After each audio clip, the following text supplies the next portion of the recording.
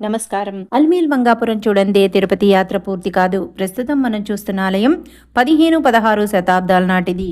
ఆ కాలం శాసనాల ప్రకారం ఆ ఊరికి చిరజగనూర్ అనే పేరుంది. తిరుచానూర్ అని కూడా పిలుస్తారు.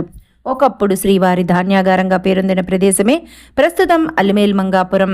అమ్మ ఆలయానికి 5 అంతస్తుల రాజగోపురం ఉంది. లక్ష్మీదేవియే అల్వేల్ మంగమ్మ. అమ్మ పరమ శాంత స్వరూపిణి. సకల సంపదలు ఈ తల్లి ఇస్తుంది. సర్వ దుఃఖాలు పోగొడుతుంది.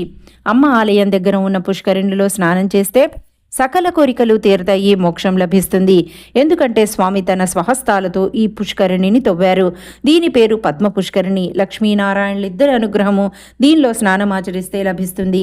అమ్మ 4 చేతులతో దర్శనమిస్తుంది. 2 చేతులతో పద్మాలు, వరదహస్తం, అభయహస్తం కలిగి ఉంటుంది. స్వామి గోపురాన్ని ఆనంద నిలయం అంటారు. తల్లి గోపురాన్ని శాంతి నిలయం అంటారు. ఈ తల్లిని దర్శించి తరించండి. ఓం శ్రీ పద్మావతీ దేవ్యే నమః.